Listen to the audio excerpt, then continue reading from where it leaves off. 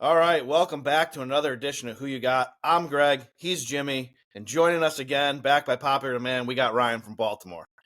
All right, look, if you're joining us again, we appreciate you coming back and hanging out, letting us make you laugh, and hopefully making you some money. If it's your first time joining us, do us a favor, hit that like, subscribe button after the show's over. And I say it every show. Remember to follow us on X and Instagram at Whoyagot33. Don't know why I say it, but I do. Jimmy claims he's going to do some stuff on there for us. Doesn't really happen. But if you follow us on X, you at least get links to our shorts on YouTube from me. But Jimmy, hey, maybe you'll post something this week, right? It's always fun. It's always fun. Yeah, fantastic. All right, you can also follow us on KC Sports Authority, their YouTube channel, as they post some of our stuff. And check out our new friends at Jive Sports. A couple of guys from Michigan doing some funny things. Haven't really talked to them, but they were nice enough to email me. So you know what? We'll give them a shout out, Ryan. All right. We got to start the show with this, boys. I guess I'm an asshole. I posted the short and I got hammered. Jimmy kind of hammered me on Monday. Ryan, if you didn't get a chance to listen to the last one, I don't put the shopping cart back. And apparently that makes me a bad member of society. Oh, I listened. That's bad. Okay. Not great. Yeah, it's bad. But look. So here's my plea to everybody. I probably put the cart back on average 1 out of 15 times. If I get to 1 out of 3, can we all just move on with life? If I promise 1 out of 3, am I a better person, or has it got to be 100%? Well, it's bad because there's a fucking place for the shopping carts in the parking lot. It's 7 feet away. Yeah. But I also see Johnny out there with his vest getting the carts. I give him something to do. Out of the place that you put the carts. Yeah, but he seems happy going and getting them and pushing them around. Oh, I'm sure he's happy. He's cursing you under his breath. This fucking prick can't even take the fucking shopping cart. Like, I got to stand out here in the rain all day long, and this guy can't be bothered to put a like 10 feet. Yeah, you're a bad guy. All right, so I got to get to 100%. All right, I'll do better, boys. That's on me. All right, Irene was right. Oh, I gave her name out. My wife Irene was right. I'm the jerk. That's what she gets for calling you out, though. I mean, it's really her fault. I agree. I'm with the majority here, sir. Yeah, I figured. I'm the jerk. It's fine. You're a disgrace. That happens. Let me ask you this: when you have something, and like 2 aisles later you realize you don't need it, do you just stick it on that shelf, or do you take it back to the right place? Oh, I fucking whip it right on the shelf I'm at. I don't even care if it's a freezer item. Just toss that shit right there and I move on. Yeah, terrible guy. Hey. There was we were just at the grocery store. There was an empty coffee cup in the fruit, like just mixed in, just sitting there, a Starbucks cup. I left it there. Sorry. Yeah, it happens. Hey, Romeo Dobbs touchdown. Oh, look, there you go, buddy. That's number 1 in the parlay I gave him, Ryan. Hey, I'll make it even worse because I'm just that honest of a guy. Every once in a while, if I'm on like a little incline and I'm getting in the car, I'll give the car a little nudge on my way out. Watch it roll down into someone else. Oh my gosh. I think you should give the listeners what grocery store you shop at and what kind of car you drive. Maybe no, not. I go everywhere, but I won't give you the car because it's not mine and I don't need you damaging it. All right. I would have said, I don't care, I'll give you the car because it's not mine and I don't give a shit what you do. No, that's probably a better take. So, if you didn't see, did you see that there was a gambling scandal at Fresno State? I didn't. Yeah. I did not. Basketball player shaving stats to hit under parlays on himself from 2023-24. So, a couple people no longer eligible to play basketball, and Fresno probably under some scrutiny now. It's wild. It's not even legal on apps in California. So, that's like old school shaving. They must have had somebody else making plays in another state or in Vegas. Yeah, or they were. Actually, I didn't read all the details on where, but they could have been doing it overseas. It's not real hard to get an illegal account overseas and try to do it. But our country wouldn't have investigated them. So you're probably right. It was probably someone doing it for him in Vegas or cross state lines. But yeah. So now we got Fresno, Iowa State. I mean, look. I don't get it. If you're a college athlete, you're on a full ride, just play the game. Go gamble after. Don't try to. I mean, look, if they were trying to pull off a scheme like some of these guys did in the 90s to make millions, all right. I get it. You're probably not going to the NBA. Get away with it. You got a couple duffel bags of cash. Maybe risk versus the reward. But you're doing it for a couple $1,000. Doesn't make sense. That's silly. Now you're out of school. Crazy to me. And ineligible. And ineligible. Exactly. All right, this is the part of the show where we pass it off to Jimmy to bore us with some UFC shit, and I sit here and nod along. Jimmy, what are we doing this weekend? Yeah, I don't know if we're doing a lot. a lot, but Ryan, you at least pay attention, so I don't know if you saw it. So the main event is Diego Lopez versus Lord Gene Silva, and the line is just wild. I was texting my buddy Dan. Like, Diego Lopez is a plus 195 dog. He just fought Volkanovski for the title. Sadly, my favorite team, the Fighting Nerds, has lost their last 3 fights after being like 21 or 24-0 in the UFC. Gene Silva's a fighting nerd doesn't mean it's going to continue, but Diego Lopez is a badass, and he's got a 4-inch height advantage. He's 5'11". Gene Silva is 5'7". As much as it pains me to bet against the fighting nerd, I mean, the value is all over Lopez at plus 195 right now. I think it opened at plus 210, but there's no way you bet Gene Silva on this. I'd be rooting for Gene Silva. Hey, I like Diego Lopez as well. Both really fun fighters to watch, but there is value there. So take Diego Lopez at plus 195. Put a single unit on it. Try to get the come up. The other one is I can't bring myself to lay this money, but you have to go down the board a little bit. Kelvin Gastelum is fighting this guy, Dustin Stoltzfus, I think you pronounce it. And this is what I don't understand. Kelvin Gastelum fought for the belt. He was at the top of the division for quite some time. He's been on the downside of that, and he's gauging. Usually they put these people up against an up-and-comer, and they're kind of the test. They didn't. They put him against this guy that's not that great. So Gastelum's the minus 245 favorite. I'm not going to play it now, but I'm going to keep an eye on that fight. Because if it gets down in the 170 or 180 range, because people are on the other side of it, I'm going to jump on Gastelum. If it gets down to 200, I might do it as well. The guy's really, really good. He should have got knocked out in his last fight. We actually bet that he was going to get knocked out. He for sure lost the first round. Looked like he was going to get banged up. And then, he looks terrible. He doesn't look like a guy who's in great shape to be fighting. But he came back and looked awesome towards the end of the fight. So I'm going to tell you, take Kelvin Gastelum if that line gets anywhere near 200 through this process. All right, and so that's really all I like here. Well, Jimmy, 7 people listen to the show, 3 or maybe 1 care about UFC, and now we're giving them watches. Just give us the picks. Yeah, I'm just saying, 245 is too much delay. All but right. if it comes down and it gets any closer, you've got to go Gastelum. He lost to Joe Pyfer. We bet on Joe Pyfer. We thought he'd win by knockout, and he took Joe Pyfer the distance. Joe Pyfer's a badass. So I think you got to go with Gastelum here. I don't, the problem is I think it's also going to go the distance, and that's minus 215. So I'm not necessarily going to go that route. I would, if you want to lay 2.5 units, I think Gastelum gets the win. But that's all I got. A couple other good fights. Rob Font's fighting. Rafa Garcia, Jared Gordon should be a good fight. But those are the only 2 plays that I like. All right, I got one. I love Jesus Santos Aguilar. He's got a great ground and pound game, Jimmy. Plus 170 against this Luis guy. Yeah, Luis Garule is pretty good. Better than Jesus Santos Aguilar? I'm not going to lie to you. I've watched Luis Garule fight. I've never watched Jesus Santos Aguilar fight. So. I mean, guess what? Me either. Yeah. Well, we know that. You've never seen Anderson Silva fight. No, I like the name. I can picture the ring announcer saying it, rolling the R a little bit in Aguilar. I like it. Plus 170 will get me pumped up. At 5:15, I'm American, so I'll be watching college football, but I'm sure someone wants to bet it, so there you go. I'll be watching Georgia, Tennessee, but you guys knock yourselves out. Yeah. I mean, Garule, there you go. Take him. Bet again. Jimmy, now it's the time of the show where you defend your shitty Mets who have lost 5 in a row. I'm telling you, this has been the most fun I've had from August 1st till now in a baseball season in a long, long time, because every time we think we know something, it goes the other way. We're like, all right, the Mets finally got momentum. We should be good. Now they've lost 5 in a row. Now, not only are the Giants in it, the Reds are back in it. Both just 2 out. Jimmy, what are we doing here? Are the Mets going to make the playoffs, or are you not going to be watching baseball in October? Look, they might lose 5. They were up 4-0 tonight. It's 4-4 in live time right now. I'm checking the score zone on my phone as we go.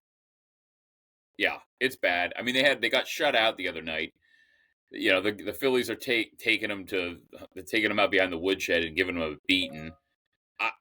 I don't know, man. It's getting harder and harder to bet on them. Like you said, they're only 2 games up. There's not a lot of baseball left to be played. There's 16 games left, I think. But it's just so tight, and they were gaining ground on San Diego, and now San Diego's back up 3. So it really, to me, is a 4-team race. I mean, Arizona's only 3.5 back. I don't think they're going to make a run. But I tell you whose fault it's not. And it's not Juan Soto's fault. He's been hitting the ball well. He was all they had the other night. So I'm glad that's not the case, right? People were worried early in the season, was he the problem or was this not going to work out? And that's not, and that doesn't seem to be the case. It's their pitching. Their pitching just can't seem to figure it the fuck out. So I don't know if they're going to or not, but my gut feeling is even if they get in, their pitching so bad that it's not going to matter. They're going to be out quick. And that sucks. It's sad. So I have lost confidence. So you think 264, 39, and 95 is worth $75 gazillion that you're paying Juan Soto? I don't know that it's worth $75 gazillion that we're paying him, but he's been playing well down the stretch. Don't forget, he started the year really poorly. Like, he's been playing a lot better as the year goes on. We had this conversation, I think, 30 or 40 games in. Like, is it time to panic that he's not. He's come around, right? He's found his bearings and he's been playing well. So we talked about a month ago and he had one of the best slugging percentages in the game. Juan Soto isn't the problem, is my point. He's not the reason it's their pitching that's the problem. So yeah, I mean, if they can't figure it out, they're hosed. Now, hopefully these young arms they have will, with the experience this year, will start the year in the bigs next year, or maybe they sign one because they've got two kids, Don, and they got Nolan McLean that are playing, have been called up. They've got a couple more people playing in Syracuse that look solid. They signed one free agent. They could totally their starting rotation could look completely different next year if they play it right. And if they do, I think they're going to be okay. But that's next year. I don't think they're going to be okay this year. There's nothing you can do at this point. What are you going to do?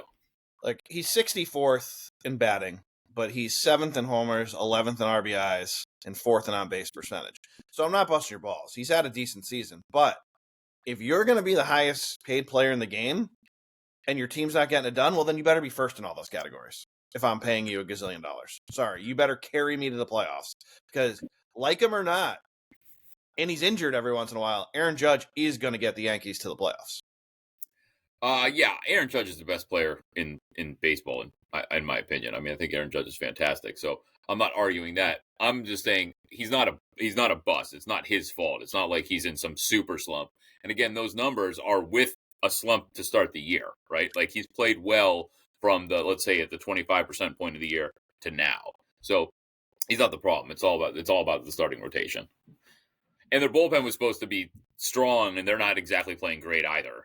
So Diaz is doing a nice job at the end of the games when he has the chance to save a game, but like, he hasn't had many chances because they're losing by multiple runs by the time they get to the 8th and 9th inning, so it doesn't make a difference.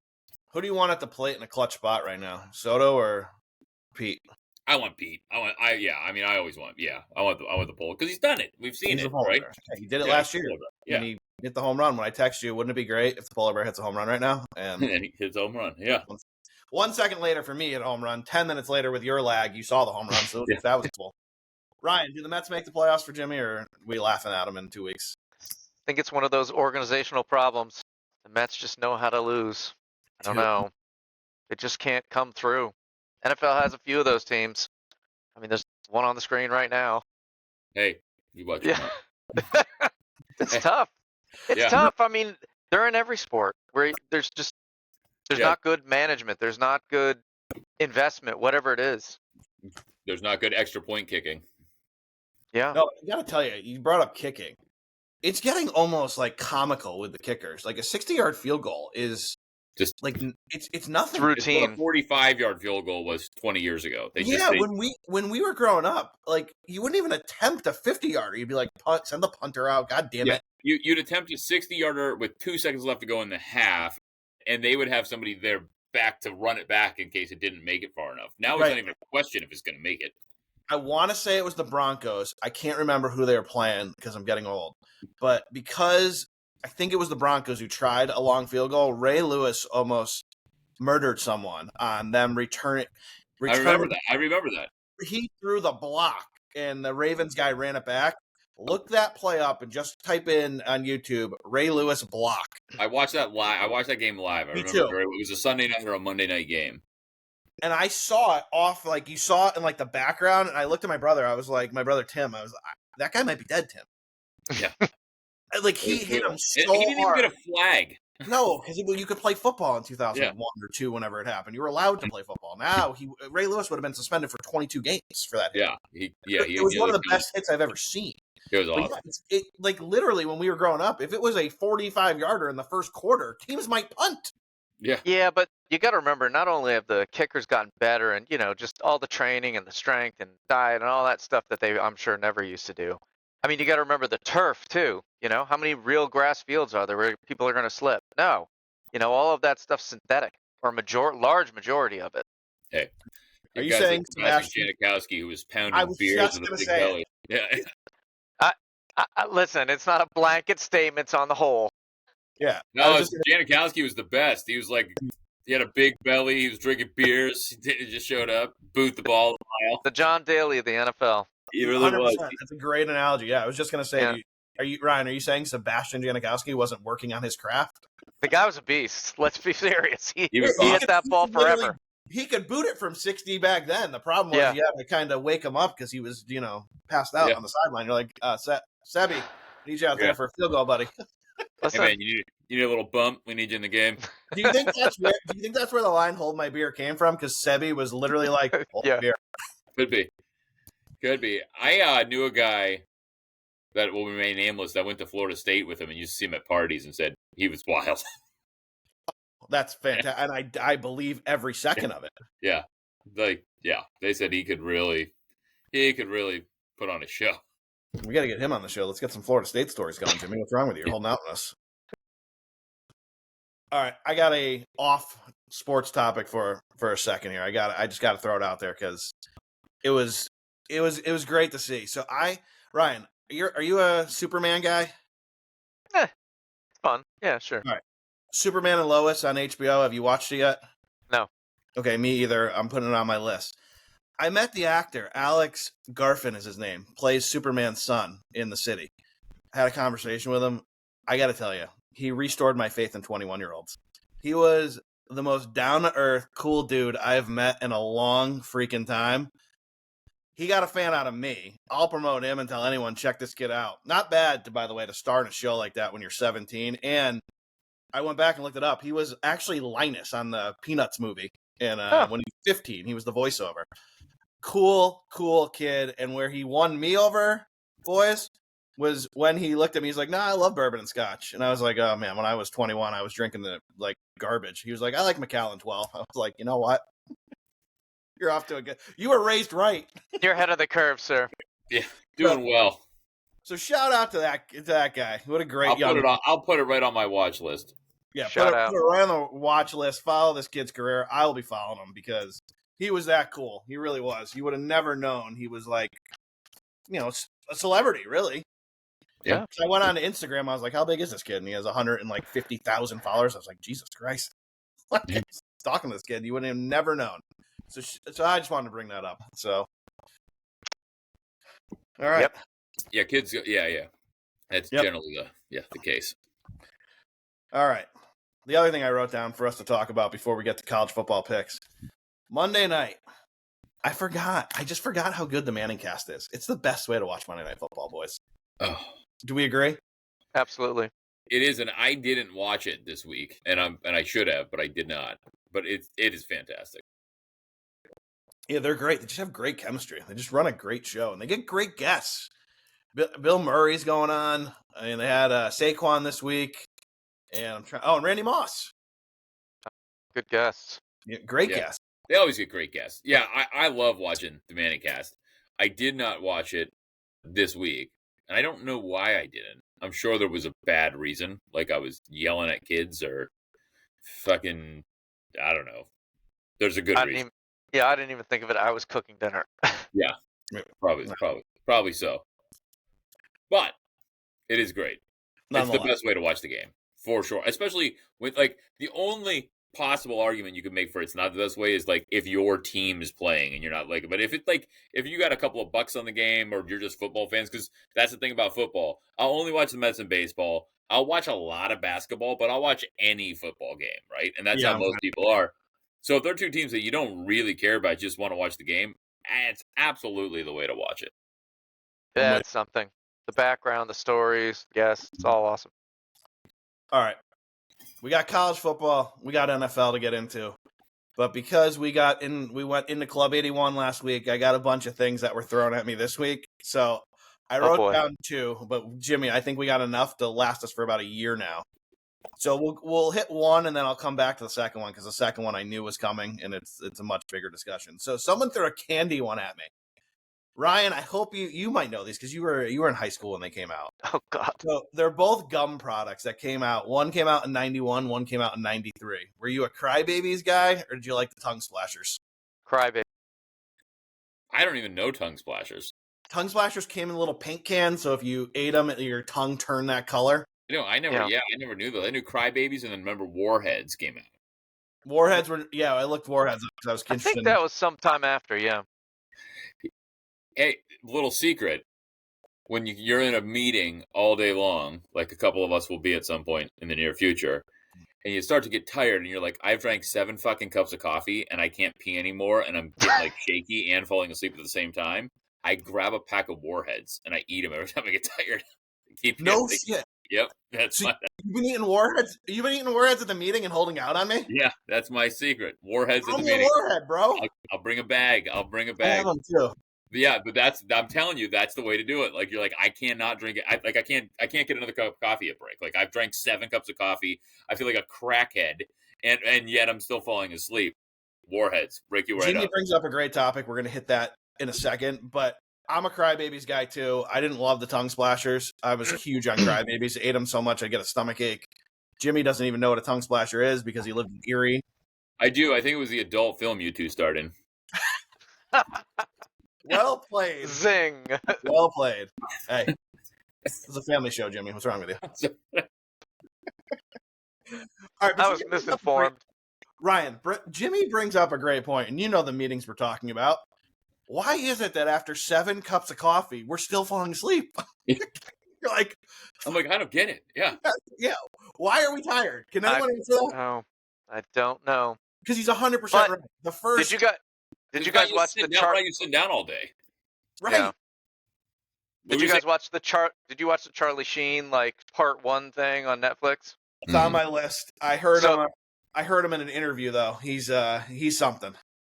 I haven't heard the interview, but I read the tidbits, and one of the things was I forget whether he was coked out currently or the day before. It was just unbelievable. He's fallen asleep in the morning. So whatever director it was is like, hey man, you okay? Hey, I just need to stay awake. So he's like, give me a cup of ice. So he grabs a cup of ice, goes in the bathroom, shoves it up his ass, and then stays awake all day. I'm reading this. I'm like, what was wrong with this guy? This guy had some serious problems. Yeah. Well, yeah. Serious. Serious. Yeah. There's your suggestion for your next meeting, whenever that is. You can just ask for a cup of ice. You'll be good. Jimmy, if I see you got a cup of ice, slam upon a cup of ice. Yeah, exactly. I'll say, whoa. Hey. We got a few colleagues who listen to this show, so if you see either of us get a cup of ice, I can promise you it's just for the beverage. Yeah. I'm trying to cool off. Allegedly. Yeah, I guess you never know. All right. Let's get to some college football, fellas. Jimmy, anything jump off the page for you this week? Or you want me to just start throwing them at you? You can start throwing them at me, but you mentioned one on a short earlier. I was looking at 2 of the games that you like. One was Notre Dame and one was Miami, and I'm on with you. And the third, and I'm not going to take it out because I'm going to let you get to these. I'm very interested in the South Carolina game because I just don't know a lot about Vanderbilt, transparently, and I know you a lot more. So I want to hear your breakdowns on those 3. All right, so the first one I'll start with for you guys is Clemson at Georgia Tech. So this line kind of jumped a little bit. It went down to 2.5 at one point, back to 3.5. There's a few injury concerns for both teams. But I said it on our short, and I'll say it again. I'll throw it off to you two. For me, this one's simple. The ACC to me is, like I said in our last show, it's Clemson, Miami. Then it breaks a tier to SMU. Then it's everybody else. So even though it's on the road, even though there's some injuries, even though Clemson hasn't played well in their first 2 games, I just think they outclassed Georgia Tech, and I'll happily lay the points. I'm very happy to say I got it at 2.5. I don't even have to give over a field goal. So I'm on Clemson this week. I think they're pretty good. I think they'll be. I agree with you completely. Georgia Tech went in and beat Colorado. Colorado's now starting their third string quarterback, right? Like that was Which Dion knew he'd be good. Ray said, "I knew it." yeah, right. I knew Of he was course. good. I have it all along. And then they beat Gardner Webb. Like they haven't played anybody, and Clemson was picked by many experts to be in the Final Four, potentially playing for the national championship. So 3.5 to Georgia Tech. Yeah, Yeah, Ryan. If you didn't hear, Dion said, "I know. I had a plan. His plan Oh was no, I saw. Yeah. look shitty in the first two games, Yeah. but then in the fourth quarter of game 2, put in a star." yeah. I agree. The Clemson 3.5 all day. Any side here, Ryan? I don't really have a horse in the race. All right. Next game for me, Georgia at Tennessee. This is the most bet game of the week so far. It's bringing on the most intrigue. All right. It's at Rocky Top. It's not an easy place to play. It's not. And Tennessee's offense has looked pretty good, but they really haven't played anyone. Georgia hasn't really played anyone either. I think Georgia's a really good team. I think they're always loaded. I think Kirby Smart is a great coach. I'm going to give the 3.5. I know it's tempting to take it, but I'm going to trust the Bulldogs to go in there, Kirby Smart to do his thing, and I'm going to lay the 3.5, even though it's on the road with Georgia. What about you, Jimmy? I'd probably be on the other side of this. I mean, Tennessee, this is their third straight home game, and they've put up a lot of points. Georgia put up like 28 against Austin Peay. So the line's moved to 4 right now. I'd probably take Tennessee at Rocky Top, but I don't know. I'd more than likely avoid it. But if I was going to do it because of that, that's probably the direction that I'd go. All right. Fair enough. Ryan, any pick here? Are we moving on to the next one? No, sir. Next one. Not All a right. big college guy, man. Couple Well- teams I watch, and I watch some highlights here and there, so I know some, but not a lot. Here's one I'm going to help you with. Miami is giving 17.5 at home to South Florida. Now, South Florida is 2-0, Ryan. They just beat 2 ranked teams. Boise State went there week 1, and not only did they beat Boise State, they dominated Boise State, who was ranked. Then USF went to the swamp in Florida and beat Florida. And they're getting 17.5? That is ridiculous. So you know what we're going to do. We're going to bet Miami and lay those points because somebody knows something that I can't see. There is a matchup here someone knows Miami's going to exploit, and I'm going to lay the huge points because I know everyone's going to be lined up around the corner to take the points. I'm going to lay them, and I'll live with it if I lose, but I'm laying the points with Miami, Jimmy. I know we debated this on Monday a little bit off air. Have I swung you to Miami, or are you still digging in on the Bulls? Look, I think Miami wins this game for sure. 79, it's just so many. It just seems like a ton of points for a team that's played really well so far. I don't know, man. I agree with you, though. It's the fishy line the other way, right? Like, why is this line? They're begging you to take South Florida. Begging you.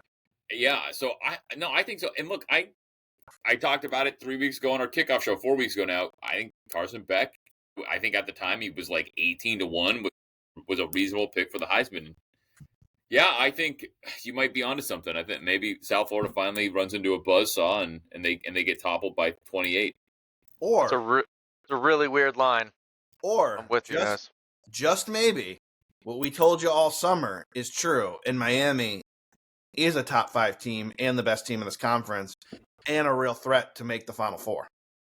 I picked them to make the Final Four. I picked them to win the conference, and I'm not going to back off that. I think that could be right. And if that's the case, I do think that Notre Dame, who you're going to get to, is that good. I know that Carr is first-year starter there, but they showed me something down the stretch. We'll get to their game in a minute when they hung in there with Miami. But if we think Miami's that good, it means Notre Dame's probably a pretty good team too. Packers are driving again, Jimmy. This isn't looking good. Hey, my shitty TV said I'm going to keep turning off on you, so I didn't know that. So I'll try to get back in the action. They're moving the ball again, unfortunately. So we're here Thursday nights. We're watching the game as we record. We are on the Washington, so you can laugh at us when we lose our money as you listen to this because it's not looking good.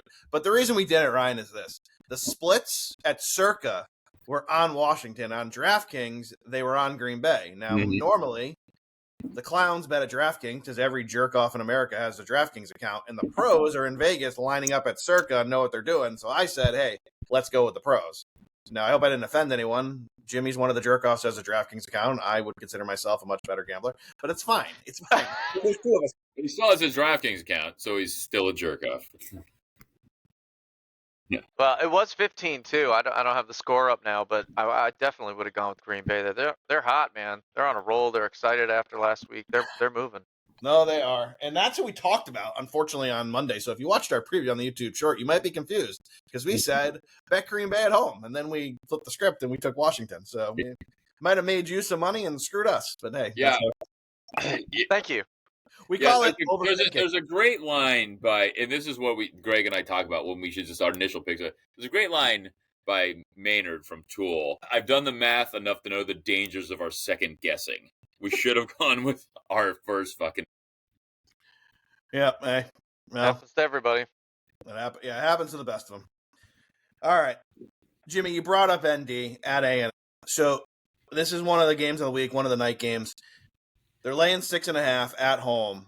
And I think the reason this line is 6.5, because people can look at it and say, wait, these are two good teams. Jacobs just got in the end zone, 14-0 in a second here, Jimmy. But I think they said two good teams here, two ranked teams, 6.5. That's a lot of points. Maybe I roll with A&M here. I think the reason why this line's so high is UTSA, the first week of the year, rushed all over A&M. They ran for 203 yards. If they can run for 203, what is that ND backfield, which is extremely talented, going to do to A&M at home? So I think ND wins this game, no problem. I'm going to lay the 6.5. You agree, Jimmy? I do. I think they're really good. I think Miami's really good, and I think Notre Dame hung right in there with them. Like I said, I think Carr's real deal. Like you said, their backfield's good. So yeah, no, I'm all in. I agree completely. All right, here's the one you wanted the breakdown on. So South Carolina laying, it's down to 3.5 at a lot of spots now against Vandy. This opened a little higher. So look, I like Vandy a lot. I didn't want to tell Ryan, who was texting us last week, I was all over Vandy against Virginia Tech, and I crushed him at halftime. I know Ryan needed Virginia Tech, so I kept that one under the hat. But look, Diego's a great quarterback. He's a nice story. He was a nice story last year. Vandy's D has been playing really well. But I like South Carolina. I like their coach. I like Sellers. I love him at home. This kid's a Heisman candidate. He hasn't played a really great game yet. I think this will be the game he plays. Look, Vandy's a great story. They're not really a great team. No offense. They're a good team. They're not a great team. So you're going to give me South Carolina, great team probably, a top of the SEC team, at least the top third of the SEC at home, only given 3.5? Yeah. Good luck, Diego. I wish you well. But if you start slow like you did for Virginia Tech, you're not going to come back like you did against Virginia Tech, because I believe it was, Ryan, correct me if I'm wrong, because I'm sure you're paying attention, it was 34-0 they outplayed them in the second half. I mean, very upsetting. Let's put it that way. I knew it was a lock, and then it wasn't. Yeah, I think it was 34-0 in the second half for Vandy. That ain't going to happen again, not against South Carolina. So I'm laying the points, Jimmy. No, I agree. Like Lenora Sellers, to me, like he was the other one we gave with Carson Beck. They had the exact same odds doing the Heisman. I said one of these guys has a great chance. Put a couple bucks on both of them, and I just don't know a lot about Vanderbilt or the Fighting Jay Cutlers, as I like to call them. So yeah, that's a Club 81 reference. Go ahead. So yeah, I mean, you're giving me. I only have to lay 3.5 with South Carolina at home. I didn't know if there was a catch because I don't know enough, but you just help educate me there, and I'm with you, South Carolina. And then the last one for me, and this number opened at 9.5, and people might say overreaction. Florida had a bad game. They just lost by a couple points at home to South Florida. Mm-hmm. They still lost. It's down to 7.5 at LSU, and I get it. LSU only beat La Tech by 16, 23-7, right? But they won at Clemson 17-10 week one, and they looked really, really good. And where LSU the last few years has looked vulnerable is on defense, and their defense has looked good and fast so far. I don't think Florida's very good. So 7.5, I don't think is a hard number to give here at home with LSU, who I think has a dynamic offense with Nussmeier and a great defense this year. I think, I hate to say it because I told you on the last show, I like Napier. I think he's a good coach. He was a great coach for the Raging Cajuns. It just hasn't come together for him at Florida. I think Florida gets slaughtered in this game, and I think they probably have an interim coach by week 6. Look, it's a big number, but it is in LSU, and I agree with you about Florida. I think Florida goes into Week 7 1-6. I mean, they have we talked about this. They have a murderer's row. I mean, I haven't seen, like you said, you made the point that with the conferences shrinking like this is going to happen more often. But they've got LSU. They're at LSU, at Miami. They're home, but they get Texas. I'm sure Arch Manning will be getting better. They go to A&M. And then they have Mississippi State, who's 2-0 and playing surprisingly well. You picked last week. And after Mississippi State, who do they get? Georgia. I mean, this is insane. What a bad draw for Florida. If they get out of this somehow with 3 losses, and then they win out, I'd put them in the playoffs. That's how tough this schedule is. Yep. It ain't going to happen. You guys were talking about that a week or 2 ago, and I remember hearing that. That's just ridiculous. Those are all potentially top 25 end-of-season teams. All the teams I named are top 25 now, except for Mississippi State, who's 2-0. So, yeah. I mean, look, Florida could win one of those games. I don't know. I think there's a chance they're going into Kentucky 1-6. I agree. Hey, tip of the week: when your team's down 14-0 quick, you got a little backup. Yeah, well, that's good. That's smart. Jimmy, we call that going to the backup. All right. Jimmy just needs another sidecar. Well, he's going to do that, Ryan, because I already told him where we were going next. We're going to go take a trip back into Club 81, exclusive club, anyone who was born from 76 to about 85, we said. Because we got another topic that I knew some jerk was going to make us talk about because I brought up Nirvana versus Metallica. So here's what they want to hear this week. Who was better, boys? Biggie or Tupac? Ryan, you want to go first? It breaks my heart, Jimmy, because I don't even want to pick. I don't want to pick. They were both so good. We shouldn't have to pick. And I'm not probably going to, but I will tell you this. I am not as much of a musicaholic as Jimmy here, nor Mr. Technical. However, I didn't listen to Tupac for whatever reason, but Biggie, man. Oh, my God. Hold on. Just listen, though. It's just because I only listen now. Like, I didn't listen at the time. It was emotional. Biggie was amazing. Just the other day at work. Awesome. Yeah. Just the other day, I had my earphones on at work while I was, like, going to town, and someone saw the screen. They're like, is that your music of choice? I'm like, yeah, I mean, it's on. It's my computer. Like, what are you talking about? But, yeah, I'm just a Biggie guy. I don't know. All right.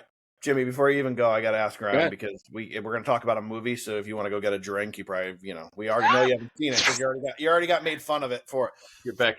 Ryan, tell me you saw Above the Rim at least with Tupac when he was Birdie and Shep and all them because Jimmy didn't know. A while ago. A long time ago. Because Jimmy didn't know what the fuck we were talking about, and I was upset. Bovair was upset. Like, it was a whole thing. All right, Jimmy, you can come back. We were just talking He's embarrassing from a sports perspective. The fact that he hasn't seen a lot of those is just shocking. We were talking about the greatest fictional sports characters of all time, and I was telling Bovair, I was like, I wouldn't even bring up Shep from Above the Rim because I know Jimmy's never seen it. It's amazing. It's unbelievable what this guy hasn't seen. Rudy Rudiger. Yeah, he probably doesn't know that is either. Jimmy, yeah, that's the best. Have you seen Rudy? No? I mean, we know you're right there. See how all the good booze, Ryan, is back there and he had to go somewhere else for the booze? No, I tried to find my copy of Above the Rim because I have it on DVD. But you've never seen it? No, I've seen Above the Rim, of course. You didn't know who Shep was when we were trying to talk about him. I own the DVD. I watched it a bunch of times when I was 22. I haven't seen it since, but so it's been a while. Who's better? Give me your Tupac Biggie take. So this is why I'm not going to answer the question directly, and I don't give a shit.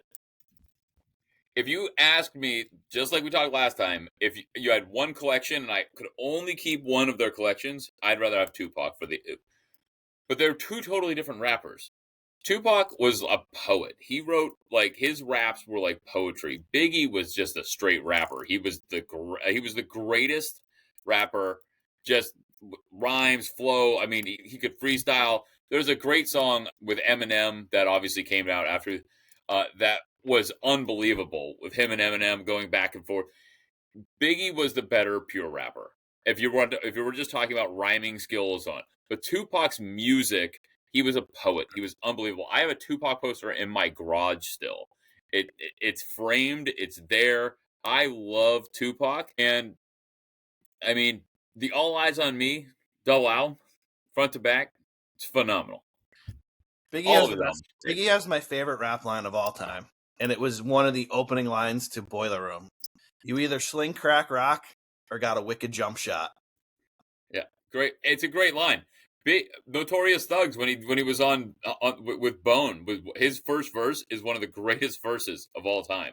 I love Biggie. I think Biggie's the most skilled rapper. I got this argument with somebody who is younger than us. He was probably what we would consider Club 81, but slightly after. And he tried to argue with me that Jay-Z is a better rapper than Biggie. He's not even, not even close to those two. It's not even close. It's not even. They're not even the same fucking category. Nobody that knows like Jay-Z's great. Jay-Z is awesome, but Biggie is a legend. It's not close. different group too. Yeah, there's a couple different arguments here. Greatest rapper, greatest albums. So for me, album 1, the greatest rap album of all time for me is All Eyes on Me.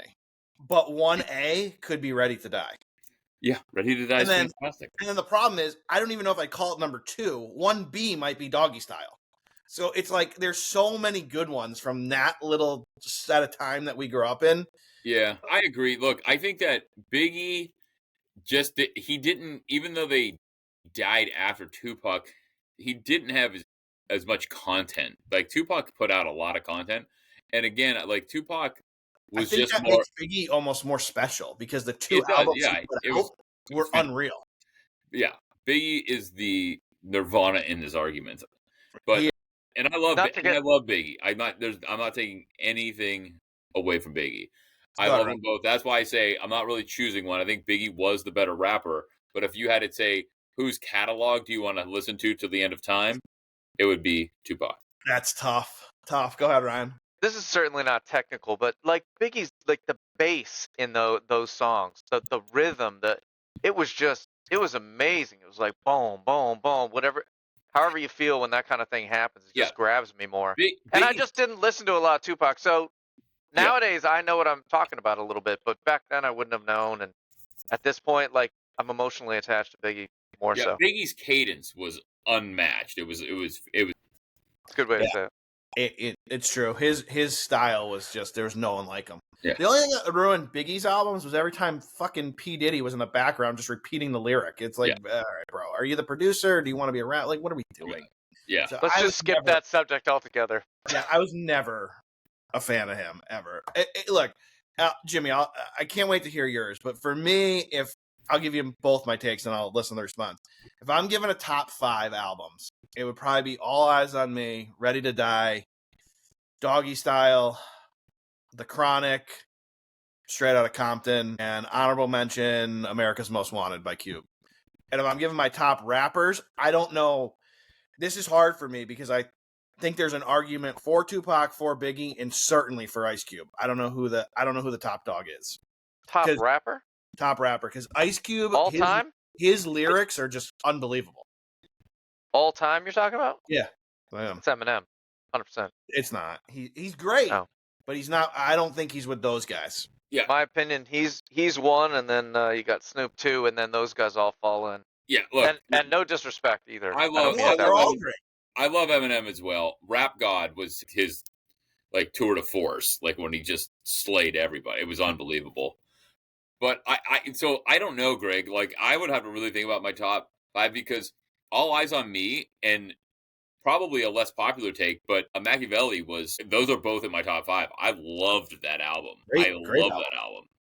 I also like Straight Outta Compton though changed the world. Straight Outta Compton sure did. The Chronic was awesome.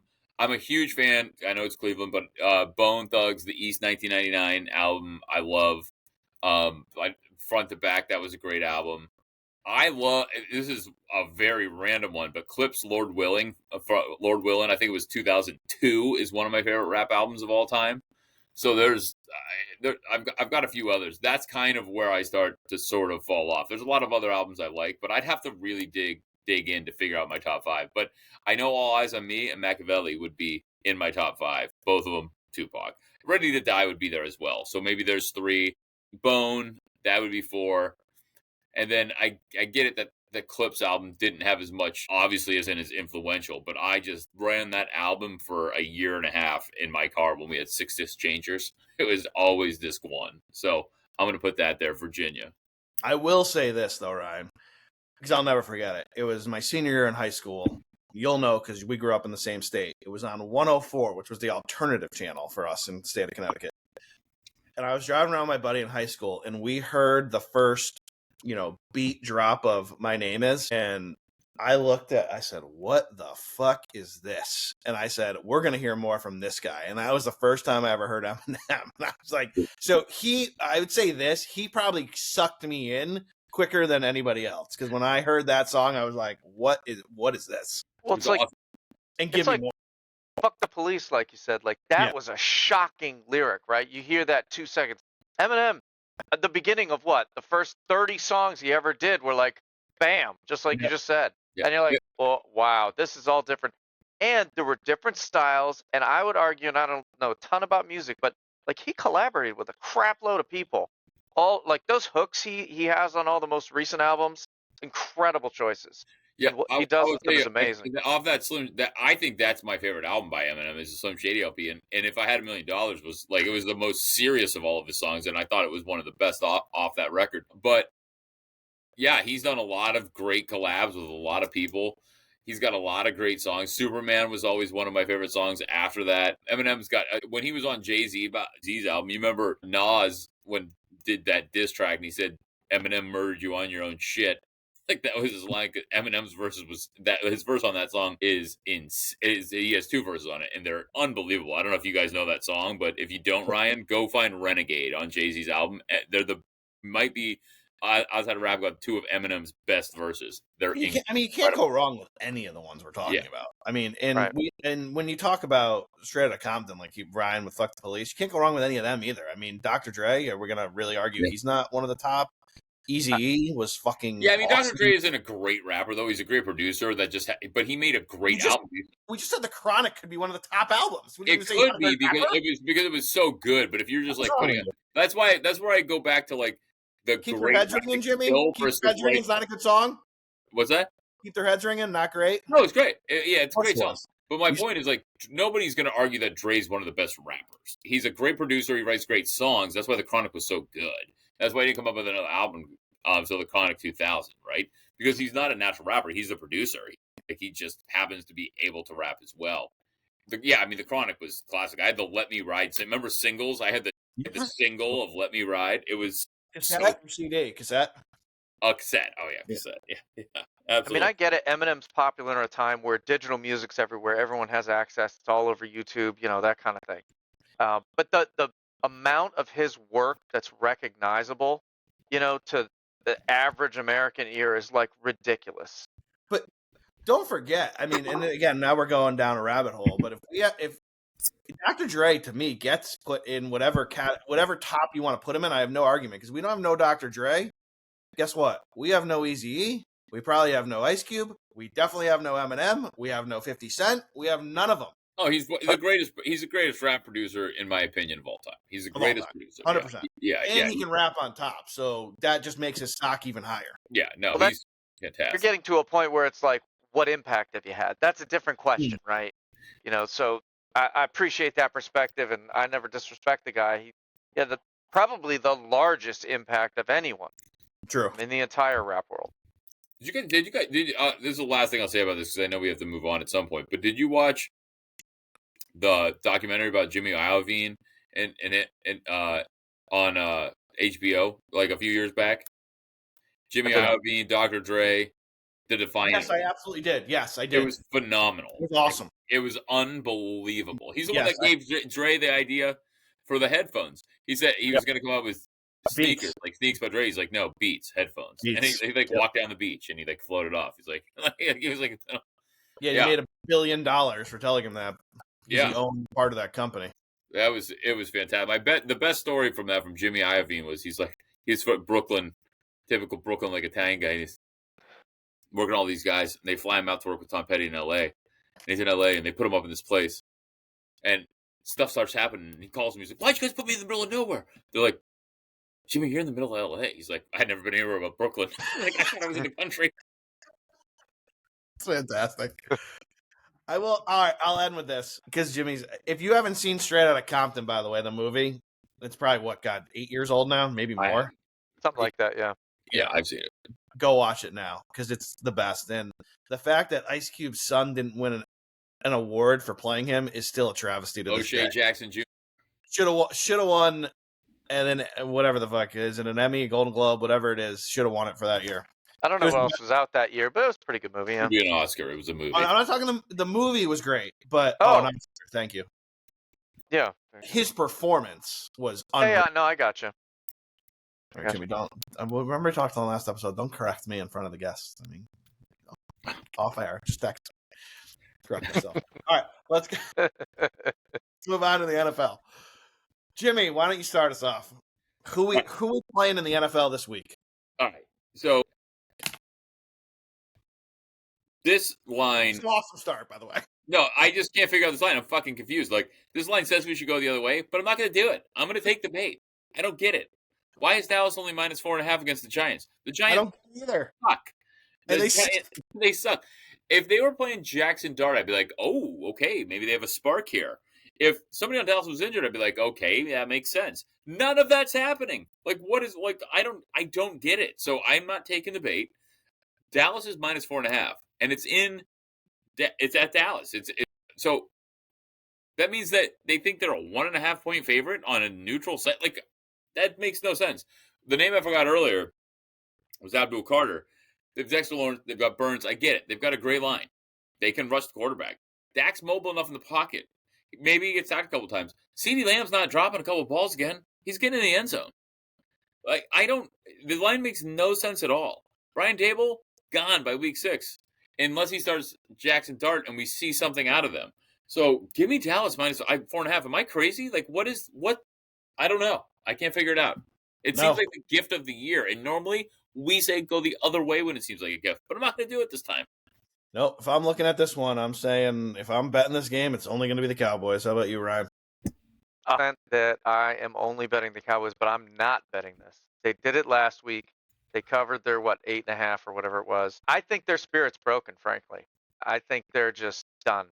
And I think that's what they're saying. They're saying the Giants are playing for their coach's life and their own survival, and they're trying to fend for team number 1, keeping Jackson on the bench for whatever reason. I mean, that's just veteran stuff, right? I get that. I don't know. It's an avoid 100%. The Cowboys could come out on fire, but I think their spirit's already broken. That's just, they've done it late in the year the last few years. Why not start early? The problem is, though, the Cowboys were supposed to lose that game. It was in Philly. They covered, right? So they did better than we thought. You can argue that because Jalen Carter got kicked out early, that helped them considerably, and that's very possible. But they show if CeeDee Lamb catches those passes, which he catches 99 out of 100 times or 98 out of 100 times, They win the game. They win the game. And the Giants. That's where I'm coming from. I'm saying they had that game. They had a team they had no business beating. They did. They didn't play well. They still had opportunity. They still blew it. It made people like me happy with winning my bet. And I think they're just broken. And I think the Giants are playing for everything. You could be right, but I go back to, like, whenever there's, like, a lame duck coach in this situation, typically you fire the coach, you fire the GM, you bring in a new coach, a new GM, and you draft a quarterback. These guys are done. And when that happens, it usually falls apart. And that's what I think is gonna happen here. A caged lion is dangerous, man. I mean, that thing's swapping at you. You get close, it'll start swiping and get at you. I really believe that. And I think that's why it's an avoid, because Neighbors with his head down on the sidelines. I mean, it's getting bad already. Russell Wilson is basically done in the NFL. Like, this is it. I think we all agree on that, right? Like, unless he really shows something, like, he's not getting picked up next year, because Russell Wilson's not going to be a backup somewhere. Like, he's not going to do that. So we all know that motivation can happen from strange places every once in a while, right? You never know, right? But that's my point. We don't know what's going to happen in this game. The Cowboys could come out like a little bit angry, but I think there's not much chance of that. I think they're just disappointed. Their season's already over. They know it. And then the Giants have a lot to play for. I don't know. It's real early in the season to be this desperate on either side. I think 4.5 at home is, I don't know. Yeah. Greg?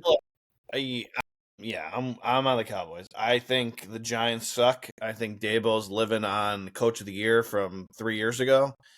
I think the Cowboys let one. The Ryan's point, they let one get away. They probably should have beat Philly, but I'm on the other side. I think that gives them some confidence. They probably got in the film room this week, said, "Boys, we make these 2 plays, we beat the best team in football. We're a good team." And I think that message will be hammered home to the Cowboys. I think they'll buy in because with Dak, they are a different team. They are a legit offense with Prescott at quarterback. When it was the Cooper Rush experience, they weren't very good. But CeeDee Lamb won't drop those passes again. Not only do I think Dallas wins and covers, I think CeeDee gets in the end zone once.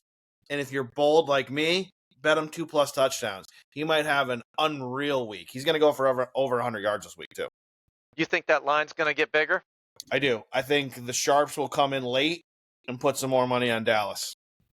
What's it going to get to? 6. It just doesn't make sense, man. I don't even think 6 is enough. I think it's 9 or 8. That's why I'm confused. Yeah, I don't think the Giants are good. I think the Giants stink. Yeah. That's because they stink. They do. Yeah. Now, let's get the Steelers-Seahawks. We got a little revenge happening here. Is DK going to go off against his former team? Absolutely. Sorry, I didn't mean to just jump in. Absolutely. Perfect, yeah. He's No, 100%. you can jump in, but elaborate. Tell us more. Sorry. Tell me more. You guys both pause. No, man, that guy's just a monster. We saw him last week. He's huge. He's making big catches. He's still strong. He's still running around. He's agile. Yeah, I think Rodgers loves revenge, right? That's just kind of it. So I think he's going to feed DK Metcalf. So I think if you have DK Metcalf on your fantasy team, this is going to be big because I think Aaron will go out of his way to prove a point. Yep. Right? Yeah. It's in Pittsburgh. They're not going to allow this many points. They got hosed they didn't get hosed last week, but they allowed that many because they couldn't stop Justin Fields from running the ball. Like, Sam Darnold is not a mobile quarterback. If you were going to pick the Seahawks, your best argument would be because their defense is so sound, right? They've got a good defense. And if they get to Rodgers, it'll be a close game. But if Rodgers is sacked less than 3 times, rushed less than 8, he's going to pick them apart. He's played the Seahawks a ton. I know it's a different team now. He's going to be fine. Kenneth Walker, Zach Charbonnet, good, right? Solid. Smith and Jigba, solid. End of list. Cooper Kupp, love him. Think he's past his prime. Sam Darnold, we never really believed in him. Like the fact that he's been resurrected and he's got a career. I feel good for the kid. But, yeah, you're going to Pittsburgh. Rodgers, home opener. He's fully healthy. He threw for almost 250 and 4 touchdowns. I should have thrown $10 on him at 45-1 to be the MVP. But yeah, I think give me the Steelers. Give me Rodgers, give me DK, give me Freiermuth and Jonnu Smith, give me TJ Watt. Did Jalen Ramsey, the hit he put on at the end of the game? Yeah, it was amazing. Give me the Steelers. Yep, I'm on the Steelers Well, too. I don't mean to always talk about the Patriots, but it's what I know. But it's not often we see like interactions between quarterback and team like in a genuine way, right? It's always like, oh, Jimmy tried his best. He went down the right line. Something happened. Like they're just supportive. But if you remember Brady and Gronk, right? Gronk needed, I think, 1 catch or 7 yards or whatever it was. And Brady on video, on audio, everything was like, I got you, man. And they got it. They high-fived and moved on. And I think that's exactly what's going to happen here, like you guys have said. Rodgers just going to feed him. And it's going to be to some ridiculous point, whatever that might be, Whether that costs him a game or not, I don't know. I think they probably go in there and get some It's a vengeance. good point, though, Ryan. It could cost him a game if he tries to feed him too much, but I don't think he will. I think DK Metcalf is an imposing figure. He got that contract for a reason. For whatever reason, he's not considered a top 10 receiver, but he's also never played with Aaron Rodgers. So I think there's a very real chance, even with a 41, about to be 42-year-old quarterback, the last thing to go with boxers, their punching power. Quarterbacks, their arm strength. Rodgers can still do his thing. He's not as mobile as he once was, but he's pinpoint accurate. He missed a couple throws that game, but generally he's pinpoint accurate. He's got a cannon. He can hit all the routes, and they're gonna, yeah. Well, Metcalf is still 235, 240, running around like a crazy person. Yeah, so it's a big plus for him. You're not wrong. Yeah. All right, we like the Steelers there. I think the Bears showed us who the Bears are. They're still not a good team. I think Caleb is lost at quarterback. I don't think he sees the defense. I don't think he knows what to do when he goes to the line. I don't think he reads defense as well. I think the Lions get back on track and destroy the Bears at home. I'm laying the 5.5 happily in this game. I think the Lions win and win big. Yeah, I don't think Dan Campbell wants to get beat by Ben Johnson the first go-around.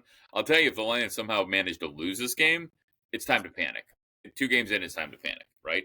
And I don't think it is. I think they have too much talent. Jameer Gibbs is not going to look that bad again. They've got way too much talent between Jameson Williams, Laporta, and Amon-Ra. Like, they've got, like, they're going to come out and they're going to get it done. And I agree. Like, I don't think Caleb Williams is a bust, and I think that's a kind of a rude thing to say.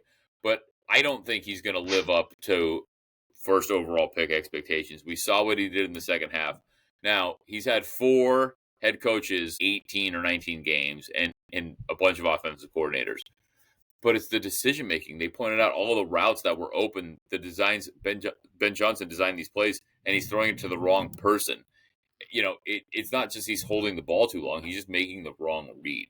And that's something maybe you can grow out of, but it's not looking great right now. I know he's got a cannon, but so did Jeff George, right? So, like, that doesn't alone make you a great quarterback. Club 81 reference. Good one. Listen, the Bears, I was talking last week about, I forget which organization, but they're just a bad organization right now. And it's sad because it's like one of those teams you want to win, right? They got a legendary family, fantastic stadium, even though it's being redone at some point. Great city, you know. I mean, you don't hear bad things about their fans. I liked watching those 85 Bears. It was fun, but they're not looking good. Yeah, they're not looking good. They don't seem to be able to. No shots intended here, Jim. They're Cleveland-like at this point. Like, they're not good, and they just seem to be making the wrong decisions. And on the flip side of the coin, the Lions, listen, they lost. I don't know if they should have lost that game or not. They have a ton of great teammates, and the coaches. Listen, those are all former players. If you want to worry about motivation, you worry about people like that being in leadership positions. Those guys are going to turn it around, keep them floating positive. They'll be just fine. Even if they do lose this game, I'm not worried. Even if they go 0-2, I'm not happy if I'm a fan, but I'm not, like, super concerned. Well, what we're seeing right now, Ryan, you made a good point. And to Greg's point, like, what we're looking at now, Green Bay's hammering the Commanders at halftime, right? I mean, it's 14-3. They look way better. So maybe Green Bay's just that good. We should have gone with our gut initially. And that gives the Lions even more of a pass, right? So, yeah, I think the Lions get this done. I think anytime this happens with these coordinators that are highly thought of, it's a different job when you're the head coach. It's not the same job. It's like getting promoted in any other industry. Yeah, you were great at selling stuff. Now you got to teach people how to do it. Can you do that? Ben Johnson is now the number 1 there. I don't think it translates over as easy as everybody thinks. Like, Dan Campbell's a great head coach because he knows how to motivate, he knows how to lead, he knows how to delegate, and he knows when to back out.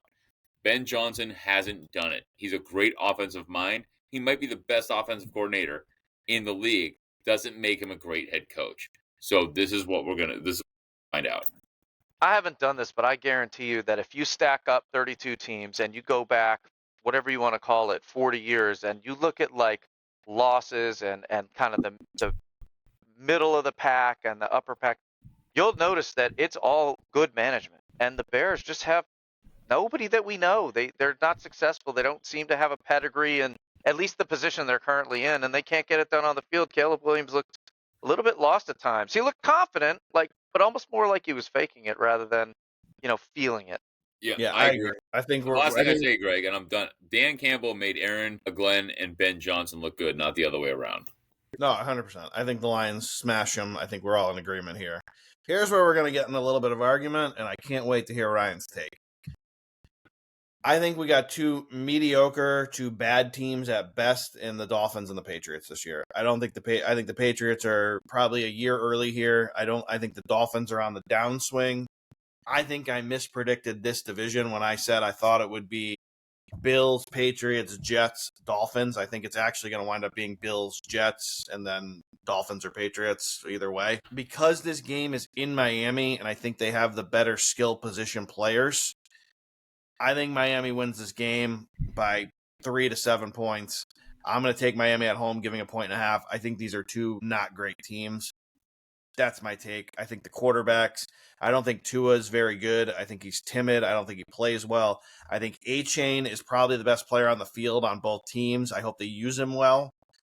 But I don't like either of these teams, Ryan, if I'm being honest with you. Do you think your Patriots go down there and get a win? Listen, I'm not sure what's going on. I'm not sure what happened last week. It was really hard to even watch like red zone on. They're not good. I'm not sure what happened. They were porous as a passing defense, which is totally, well, I suppose it's like them the past couple of years, but not before that. It's hard to get used to, especially when they have some talent on defense, by the name anyway. They didn't perform, though. I'm only hopeful as a fan that they, get a little more solid. I don't know what that means, whether it's coaching, communication, what is going on. They should have the right names there. So that said, I'm avoiding. I can't bet against them. That's just not a thing. I wouldn't bet on Miami. I think Tua is frail, and I'm not sure what it is. I mean, I know he's got the hell knocked out of him a few times, so no disrespect to the tough NFL players, especially quarterbacks who just take a beating. But he can be great. He can be bad. He can get injured very easily. I'm just an avoid, and I have no idea other than the Bills who has any chance of even coming second. I would say the Jets is a little early to make a call on that. I think they look bad, too, on the whole. No, I think the Jets looked good. I do. I think the Jets did what the Jets do, and they got unlucky because some guy came out and hit a 60-yard fucking field goal in MetLife. Nonetheless, where there's swirling winds. That's just what happens. Again, I said this on our Monday show. I was watching it with my cousin Ryan, my cousin Joey, and he looked at me and said, "We're the Jets. He's going to hit the 60-yard field goal." Because I was like, "There's no way." I was like, "Joey, there's no way he's hitting this." He's like, "No, we're the Jets. He's going to hit it." And he not only did he hit it from 60, it was good from 90. Yeah. So go ahead, Jimmy. No, you're good. I agree with what you said, Greg. I think that, look, the surprising thing about the Jets was that Justin Fields threw the ball really well down, right? He threw the ball downfield. He ran, and because the Jets have a stable of backs, and Justin Fields, they're going to be able to run the ball. What's surprising about the Jets is they didn't play good defense. They allowed that many points to the Steelers, right? You think Aaron Glenn, defensive coach, yes. They've got Sauce Gardner, they've got a good defensive Quentin Johnson. So anyway, Quentin Richardson. But if you can't play D, you're not a good team. No, you're right. But they should have been. But anyway, my point here is with here's the problem with the Patriots. It's the same shit that happened in North Carolina. Everybody's like, Vrabel's back and Drake May is going to be great next year, and oh my God, everybody jump on. The Patriots are going to be good in 2 years. But you're not a year early, you're 2 years early. They're going to be better next year, and in 2 years, they're going to be really good. But thinking Drake May's in year 2, we signed Steph Diggs coming off an injury, and we got Mike Vrabel, the savior. That's not going to – there was way too much faith put in that. And I said Vegas is going to be better than people think, and they went into New England and got the win. Now New England's going down south. It is tough to play in South Florida before October. It's hot as hell. The way they have the visiting sideline is directly in the sun. And I just don't think they're that great. And now look, Miami could be shitty too, but Tua does have games where they just blow it up and they score 1 million points. Because McDaniels is getting hammered here, but he's a good offensive coach. He's a very good offensive mind when he has the right system. He's made Tua look, at times, really good. So, if the Tyreek Hill off-the-field stuff and all the other things surrounding them doesn't affect it, I think that Miami covers. And I also think that this is a sneaky over because I don't think Miami's defense is that good. So I think New England's going to put up some points. So I think what's the over? 43.5 is the number. I think it goes over because I don't think that New England can stop Miami, and I don't think Miami can stop New England. But I'll take Miami and I'll take the over. I will disagree 100% there. I am 100% under on that. I don't think either team can score that much personally, but you never know.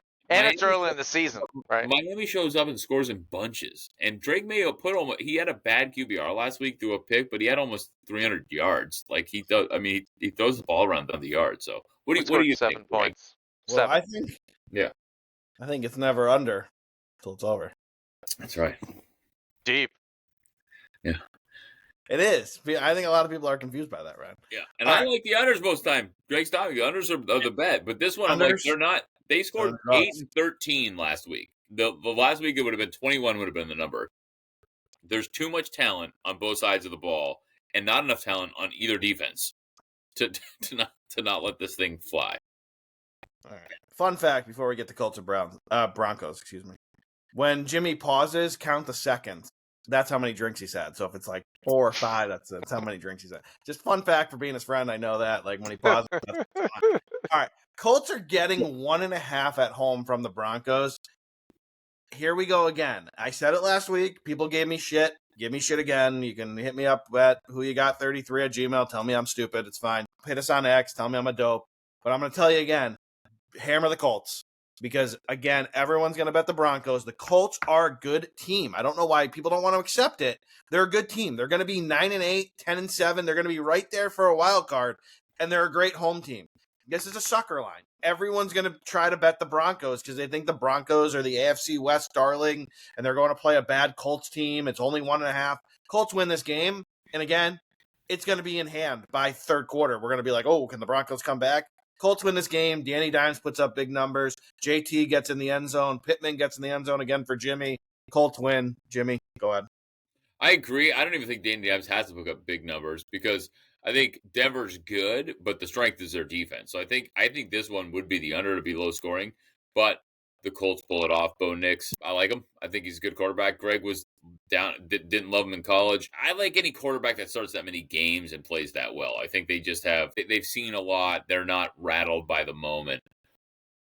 And I don't think Danny Dimes is going to continue on this path, but I think Greg's absolutely right. I think the Colts get the win. They were a good team last year with terrible quarterback play. And now they had an excellent quarterback play week 1. Even if they get okay Danny Dimes, they're going to win the game. So, yep. Broncos went from the seller to somehow like the darling way too fast. And like I said, it was like the same thing with the Patriots. And anytime that happens, give me the opposite. So I'll agree with Greg on the Colts. I'm a JT guy. I'm in. Looking Nice. good. All right. He meant Chiefs Justin Taylor, JTT, Justin Taylor Thomas. Club 91 right there. Club 91. And Oh, Mia.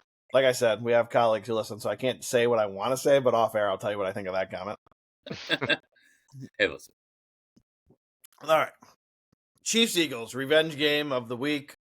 And I think it happens. I think Big Red and Mahomes and whoever they have rolling out there, Kelsey's there at least, but everyone else, I don't know who their receivers are anymore. I think they're all injured. I think they get it done. I do. I think they get it done at home. I think they beat the Eagles. I'm going to take the Chiefs here. I think their defense is going to be motivated after the Super Bowl. I think they show up. I think they have a good game. I think the Chiefs win. I think Taylor Swift's going to be very happy. Ryan, you want to go first? Look, I just want to know if Taylor Swift has broken down the cover 2 for the Eagles. Has she done it? Because look, she was on New Heights breaking down cover 2s. So hopefully she told Travis what to expect, and she got Travis in line so we can go get a win this time. I was watching Red Zone, and Mahomes looks like he has to just run for his life every 5 seconds, and it's not a good look. I think the Eagles are tough. I know one of their defensive line guys went to the Patriots, and I know they lost a couple other people, but I mean, they're tough, man. I think they have the same system they've had, roughly the same tools, same everything. I think they get it done. I think, unfortunately, because I would love to hate Patrick. I just can't do it. He's a nice enough guy. He's extremely talented. He's a baller, but he is just running too much, man. He's either going to get hurt or he's not just going to be able to generate enough offense. But look, I love Patrick. I do. I think he's great. I don't understand this shit. What do you do all the time? He's doing this. He's got the nervous tick. he does, but it's the same thing. Like we could like Peyton in Omaha. Like I don't know. Like everybody's got a thing. Like and they were showing Josh Allen highlights last week where he just does this. Like and like that means like they all have a thing, right? They've all got a. But I understand. Omaha was the greatest thing of our lifetime. But go ahead. Yeah, oh, for sure was. Yeah. It put If Omaha. you're a fan, it was sure. Yeah. It's funny when he talks about it. He's just like, I don't know. I just started saying it because it was nothing. It literally meant nothing. Yeah, it's pretty awesome. Look, I agree. I think everybody is talking about the Chiefs' demise. Did everybody go? Did they get knocked in the mouth? Did blah blah? No, they didn't. They lost the game. It was a good game. They lost the Super Bowl. To Jimmy, me, if I was a quarterback, I'd yell out Erie for you. Erie, on two. if I was a quarterback, it's all I'd be yelling. Erie, Greek sauce, Cleveland. Like I would have a whole thing. Pepperoni balls. I got Erie stuff for days. Like yeah, Smith's hot dogs. You're not wrong. Yeah, right. So I would have a Those whole. things are good. Yeah, they're very good. You guys know. My mom's bringing a batch. So no, look, I don't think the Chiefs are going 0-2. I think By the that way, Ryan, that was 4 seconds, 4 drinks in. Yeah, so there you go. 4 seconds. I've had I got 3 beers lined up, a drink, and I had a couple earlier. So no, I think that look, Patrick Mahomes is depleted at receiver right now. He's got a receiver suspended. He's got a receiver hurt who might come back. But Hollywood Brown showed up pretty good that last game. He's obviously not big enough to get out of anything, but he's quick enough to catch the passes coming his way. Mahomes ran a little more than normal because he had to. I don't think it's a revenge game because I don't think they give a shit about game 2 of the week 2 of NFL season. They've won 3 Super Bowls. Yeah, you don't think they care they lost the Super Bowl? It's a good take. Go ahead. I think they care they lost the Super Bowl, but I don't think they look at it as a revenge game. It's week 2. Of course it's a revenge game. The fucking Eagles beat them in the Super Bowl. You think they haven't been thinking about it? If they're beating the Super Bowl again, it's a revenge game. They're not looking at week 2 like, hey, we got to get these guys back for beating us in the Super Bowl. They've won 3 Super Bowls. It's week fucking 2. I don't think there's any extra juice on them other than we don't want to go. There is. I don't think so. I think they're going to go in there, handle their business. It's in Kansas City. Arrowhead's a tough place to play. I think they get it done. And you're giving me points at home? I'll take it all day. Agree. I don't think it's so tough to play in September, but I don't know, man. I think Philly has it. We'll see how it goes. I mean, if you start getting November and the wind's whipping through and all that dry air, that's the worst. And the chanting, oh my gosh. No, you're not wrong. But that's wrong. Like the chanting's the issue now. And look, Nick Sirianni, I'm giving him respect. He won a Super Bowl. You have to. There's no way anybody could talk shit on this guy anymore. But he's not Andy Reid. Like Andy Reid's gonna make adjustments. He's been watching this film for months, right? They're gonna win this game. We'll see. I don't know what the money line is opposed to 1.5, but like just bet the Chiefs to win it.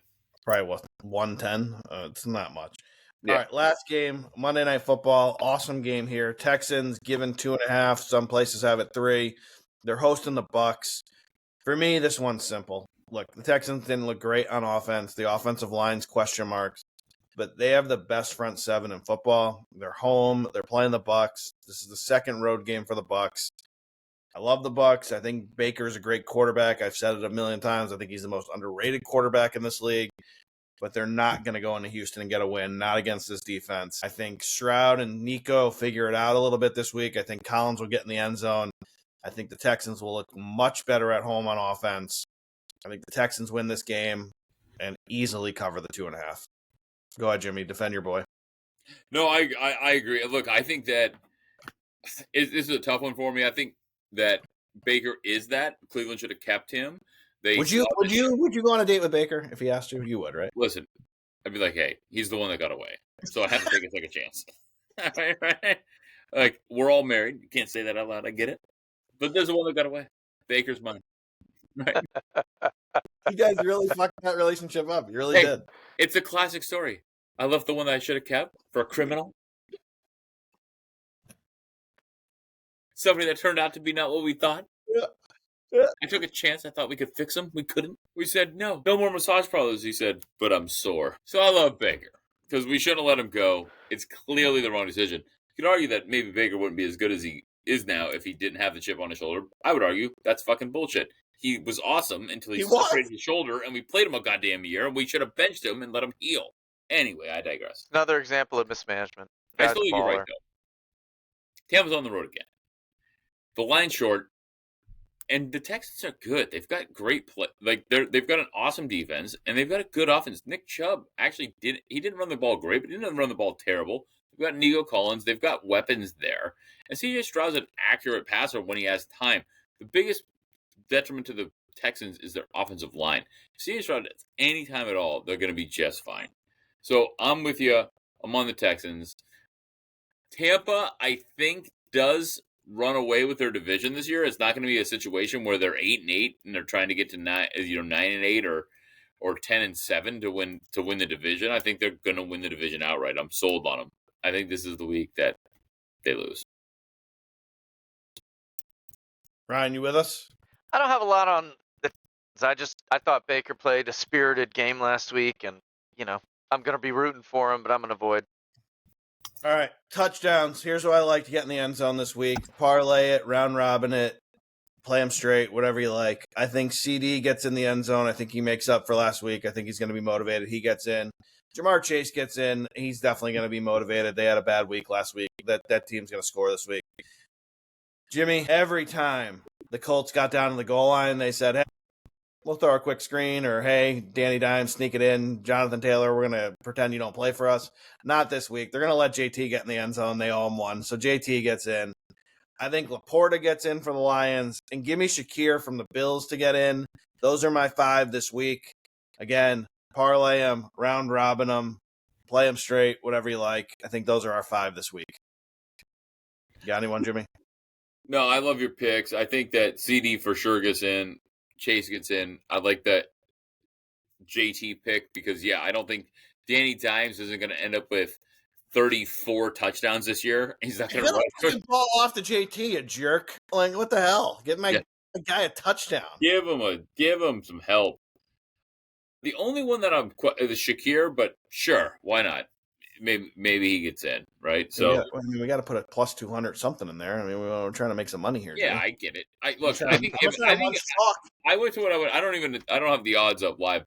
I think if Malik Neighbors doesn't get in the end zone this week after last week with his towel and his pissiness, then there's real problems. But I wouldn't bet it because I think it's not going to happen because Russell Wilson is done and they're going to lose that game. You just hit it on the nail on the head. He gets in the end zone when Jackson Dart finally starts. Yep. First Jackson Dart start, lay the wood on Malik Neighbors getting a touchdown. Oh, totally. That makes good sense. My monster teaser for the week at DraftKings, they let you do a 4-team 13-pointer. You pay a little juice. It's minus 140. But if you go back to last year, Ryan, we're on a 17-3 run. Yeah. Here's what I like this week. We're going to take the Jets. We're going to move them to 19.5. We're going to take the Bengals getting 9.5, the Lions getting 7, and the Texans getting 10.5. Lock it up. Thank God Jimmy's going to post that on X later. I've got everything written down. I'll be coming out soon. Yeah, he won't, but hey, if you listen to the show, though, at least you're going to get a winner. And then, for me this week, the Survivor comes down to 2 teams. If you want to play it safe with the team that I think 60 to 70, maybe even 80%, Ryan, the pools are going to be on, you play the Ravens. If you want to take the 1A team for me, you take the Lions at home. I don't think the Lions are starting 0-2. I think they handle the Bears at home no problem. And then you root for the Browns. That's the way to play this week. I like that attitude. And I think that's possible. I don't think there's a way the Browns beat the Ravens. And I know that that's obvious because of the line. But the Browns defense is really fucking good. Like, they've got players at each level. They don't have 4 linemen that are awesome, but they've got 2 that are awesome and another one that's good. They've got 2 great linebackers, and they've got a fantastic safety, and they've got an excellent Pro Bowl corner and another one that should be. So they're good at every level. I know Joe Burrow starts slow, but they held him, the whole Cincinnati Bengals, to 140 yards. Now, Lamar is the X factor, and Derrick Henry's a beast. So that's the obvious choice. But what if the Browns won and it knocked half of your Survivor? It'll be more than half, Jimmy. What if it knocks 80% of your Survivor League out and we were all on the Lions instead? Yep. Live in a world where that happens. That's where I want to live. They have no chance. Ryan? Either one of those picks is really strong. I like it. I don't think the Ravens could possibly blow that, but I would bet that a good amount of the money in the country is on that. And then Lions, I think they're going to get it done. I just don't think they can go 0-2. I don't think that's a thing. They're too talented. Game, Ryan. Joe Flacco revenge game. They're just too talented. Yeah, I'm with you. I think the Lions at home, definite. good 1A pick if you want to root for the Browns. I just don't think it happens, Jimmy. I don't think you can. I don't think you can score enough to beat the Ravens on the road. I mean, what are the points and what are the odds? 11.5. The Browns. 11.5. Yeah. I'm not betting it. I'm avoiding it, but I'd bet the Browns, and I very rarely say that. But it's too many points. Too many points. Yeah, I'm just thinking it is too many points. I think that's probably too many points. I'd have to put the points on that, and I'd have to say there's absolutely no chance the Browns get the money line. Bengals win by 38. All right. Excuse me. Ravens win by 38. Bengals might do it too. All right. We'll end with fantasy. Again, here's my thing on fantasy for this week. Don't freak out about the bad performances last week from some of the wide receivers, and especially from the Bengals. They're going to put up points. Don't be silly. Don't sit Chase. Don't sit Brown. Don't sit Higgins. Don't sit Burrow. What are we doing? They'll be fine. They're going to put up points against the Jags this week. Don't freak out. And then, I don't know if you know this, boys, but George Kittle, because he wears a 49ers uniform, and Brock Purdy, they're both injured. Kittle's on IR now, so he's out for 4 weeks. Oh, so they made that. I didn't see it. Yep. You know what I did in the Ryan? It's a sweetheart league I play in because these guys, they know nothing, including him. Strange is no longer a stranger to me, so I picked up Brenton Strange from the Jags. He's my tight end. If you need a tight end because you had Kittle to streamline, pick up Strange from the Jags. He's a great tight end. He's going to be integral in this offense this year. He's replacing Ingram. Lawrence likes to look to the tight end when he's in trouble. Take Strange, stream him in. He should get you 10, 15 points if he gets in the end zone this week. Go ahead, Jimmy. You can come back at me. Lawrence likes to look like a douche version of Thor every chance he gets. And so maybe he'll hit Doctor Strange there at your tight end position. Strangelove, he's awesome. Yeah. It's fine. No, it could happen. Look, he's not wrong. We are taking the same approach. Like, don't panic. Like, you drafted these guys for a reason. Look, AJ Brown, 1 catch, 8 yards. Guess what? I'm starting him this week. And he still won. Yeah, and I still won. Believe me, my week 1 wasn't great. I talked to my partner on this. We got a gift. The fantasy gods are with us. When you don't have the strongest week, the name of the gift was Derrick Henry. That was the gift. Yeah, Derrick Henry was a gift. Yeah, which we debated. It was a keeper. Fumble didn't kill you. Paid for himself already. Our receivers are going to go off next week. And Devontae Adams is going to look much better as well. So I feel very good about the squad that we have. By the way, as your little food, we're still, again, the second week in a row, number 1 and 2 in projected points scored. So are we? Yes, we are. Yeah.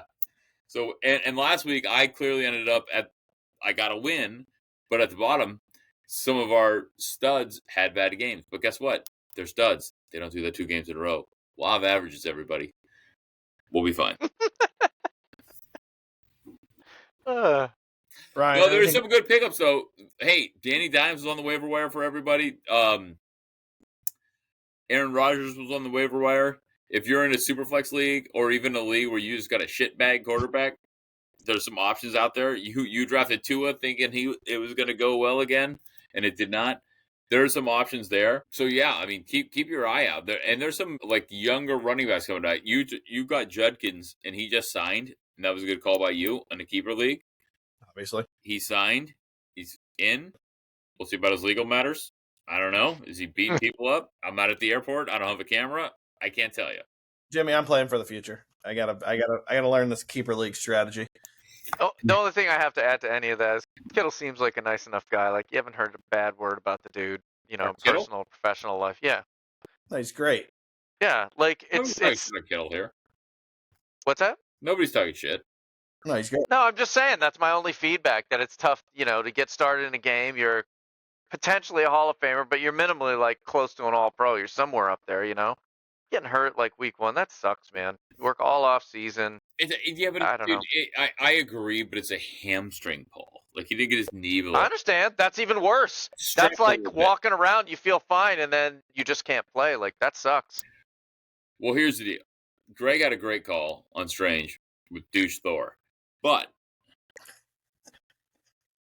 Kyle Pitts is 5 drinks, baby. We're up to 5. Go ahead. Kyle Pitts is still available in a lot of leagues, and he got a lot of targets last week. And I think now that he has Michael Penix Jr., like, Kyle Pitts was the 3rd or 4th overall pick 4 years ago in the draft. This guy could be awesome. And the fact that he's on the available to pick up in a lot of these leagues, he got 8 targets last week. He had 13 points or something. Like he might come alive with Michael Penix Jr. So Kyle Pitts, pick him up. All right, that's how we'll end it this time. Again, if you like the show, especially on Thursdays where we all sit around here drinking, hit the subscribe button for us and follow us on X and Instagram at Whoyagot33. I mean, Jimmy's going to post some stuff eventually. It's going to be there. He's going to let you know who our picks are. He's really going to start doing stuff on Instagram because we really got to get Jimmy. It's getting embarrassing for us. All right. If you have questions, comments, anything you want to hear us talk about, hit us up at whoyagot33@gmail.com because guess what? Unlike Jimmy, I actually check it. So I will take it and we'll talk about it on the next show. And as always, you can follow us on KC Sports Authority on YouTube. They post some of our stuff. They're good dudes. If you like the Chiefs, if you like who else, Jimmy Can, oh God, the Jayhawks, if you somehow like them, follow them. Look at their stuff. They're funny guys. They got good content. Jimmy, any final words before we close? We're going to drop the kids off to you for a couple of weeks, and we'll handle this stuff, and then we're going to conference back in and say what was tougher. Jimmy, again, like I've told you a million times, I'll babysit them anytime because when they say, Uncle Greg, can we? The answer will always be yes. I told you. Ryan, I already took my 13-year-old niece around my bar, and I said, look, this is Uncle Greg's good bourbon. Very expensive. Don't drink that shit. This is okay. You drink this and throw it up, I'm not going to be mad. We're fine. This is the good stuff. So, Jimmy, yes, you can drop them off here anytime. No problem. Ryan, any final words for the fans? There's 7 of them. 4, maybe 4. No, man. Off to Richmond this weekend. Looking forward to catching whatever football I can. And nice. Everybody have a great weekend. What are we doing in Richmond? Race. You know what we're doing in Richmond. It's softball time. Softball time. Nice. Yeah.